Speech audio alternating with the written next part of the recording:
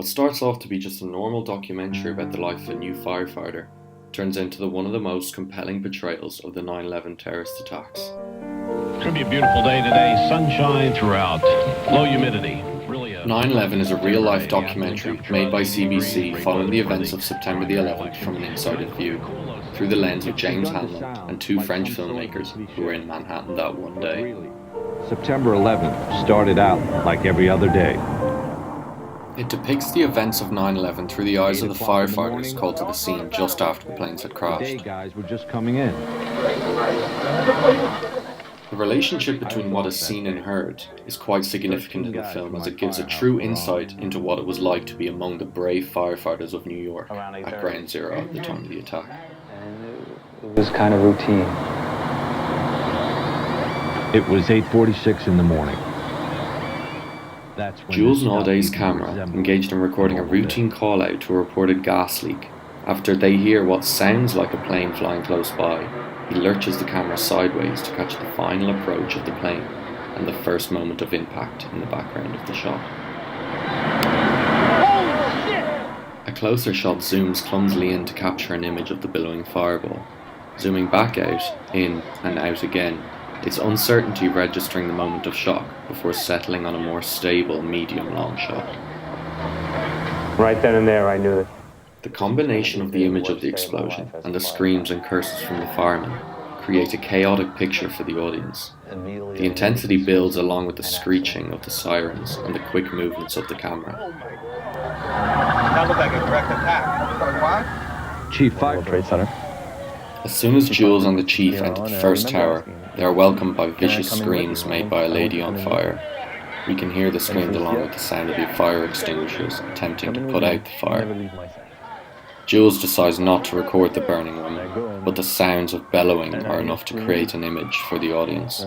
We find out later on in the documentary that the woman died sometime after due to her injuries. Didn't want to film that. It was like no one should see this. Pfeiffer was the first chief into the building.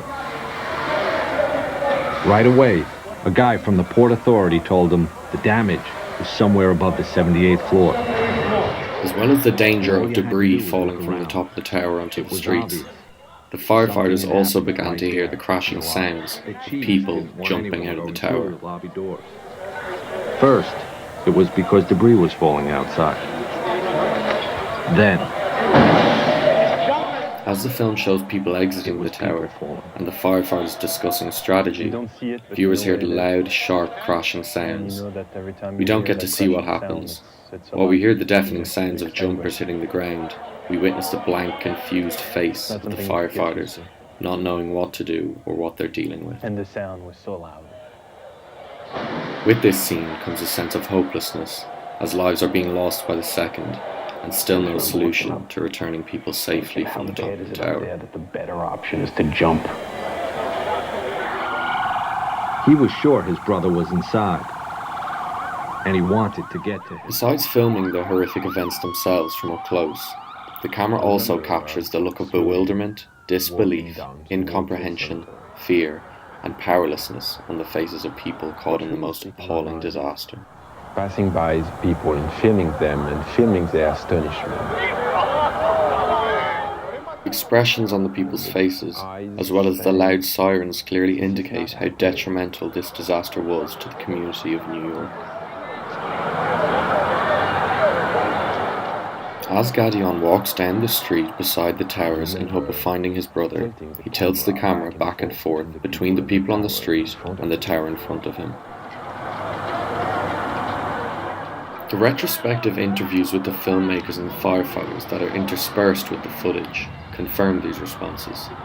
Gadion and Jules recall inability of the passers-by and the firefighters to believe what was happening before their eyes.